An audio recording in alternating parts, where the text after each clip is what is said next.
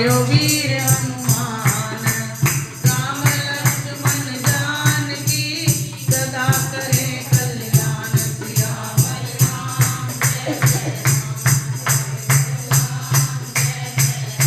दया के दाम जय जय राम, करो कल्याण।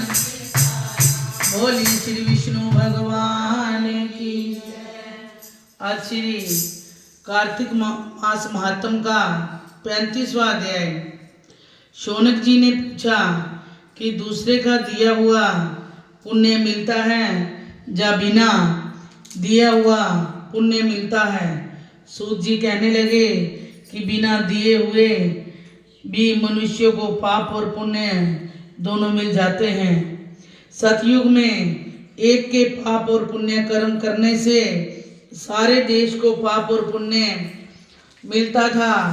त्रेता में गांव को मिलता था, द्वापर में कुल को मिलता है, परंतु कलयुग में केवल करने वाले को ही पाप और पुण्य मिलता है। बोलिए श्री विष्णु भगवान की। एक पात्र में भोजन करने वाले को पाप पुण्य का आधा आधा भाग दूसरे की निंदा करने, सुनने व मन में चिंतन करने से पाप मिलता है। एक पंक्ति में बैठकर भोजन करने वालों के बीच में जो पहले निकल जाता है वह छठे अंश के पाप को पाता है। संध्या समय सोने या बोलने से पुण्य का छठा अंश चला जाता है।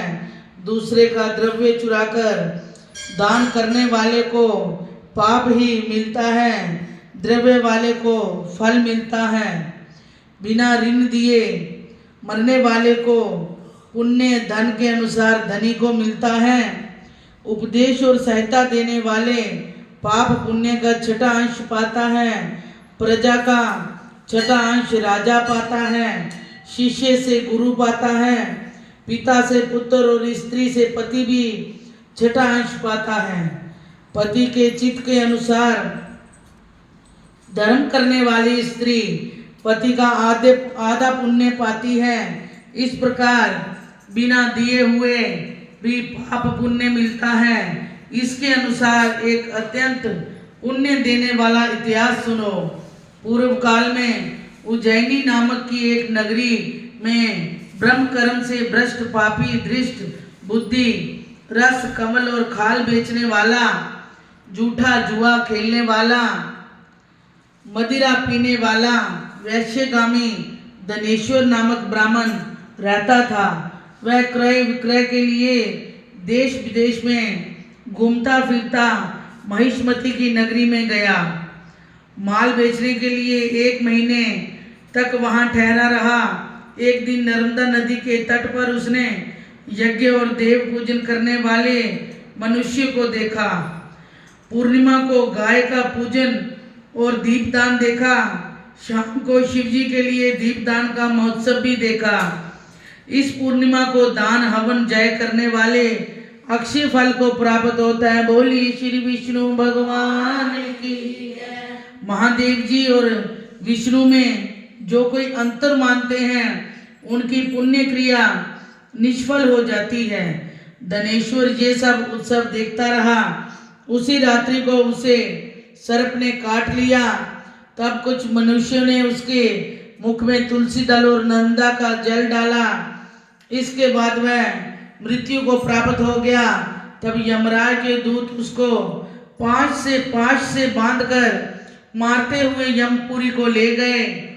चित्रगुप्त ने उसको क्रोधित दृष्टि से देखकर यमराज से कहा कि महाराज यह घोर पापी है, इसने सारी उम्र कोई पुण्य का कार्य नहीं किया। तब यमराज ने क्रोधित होकर अपने दूतों को आज्ञा दी, इसको मुग्धरों से मार मार कर कुंभी पाक नरक में गिराया जाए, खोलते तेल के कढ़ाई में डाला जाए। दूतों ने ऐसा ही किया, परंतु कढ़ाई में डालते ही उबलता हुआ तेल अत्यंत ठंडा हो गया। दूतों ने जब ये बात जाकर यमराज को सुनाई तो यमराज को बड़ा ही आश्चर्य हुआ। उसी समय नारद जी यमराज की सभा में आए। यमराज से पूजित नारद जी कहने लगे, हे यम, ये धनेश्वर पापी होते हुए भी कार्तिक मास में व्रत करने वालों को सत्संग करने करके पुण्यवान हो गया है। अंत में नर्मदा के जल सहित तुलसी दल भगवान के भक्तों के द्वारा इसके कंठ में छोड़े गए। इसको विष्णु का नाम सुनाया गया, इसीलिए इसके सब पाप क्षय हो गए। इतना कहकर नारद जी तो ब्रह्मलोक को चले गए। धनेश्वर कुबेर का अनुगामी धन यज्ञ हुआ, जिसके नाम से अयोध्या में भगवान गदाधर ने तीर्थ किया। पापों से नरक मिलता है, पुण्यों से स्वर्ग मिलता है। जो पाप कामना रहित है वह सूखा, और जो कामना युक्त होता है वह गीला पाप होता है। कार्तिक मास के व्रत से दोनों तरह के पाप नष्ट हो जाते हैं। व्रत करने वालों के दर्शन मात्र से अनेकों जन्मों के पाप नाश हो जाते हैं। बोलिए श्री विष्णु भगवान। इति श्री कार्तिक मास महात्म 35वां अध्याय संपूर्ण। ओम श्री तत्सत, ओम श्री तत्सत, ओम श्री तत्सत। कथा समाप्त होत है, विदा हुए हनुमान। राम लक्ष्मण जानकी सदा करे कल्याण। सियावर राम मेरे प्रभु राम जय जय राम। दया के दाम जय जय राम, करो कल्याण। संत समागम हरि कथा, तुलसी दुर्लभ दोए।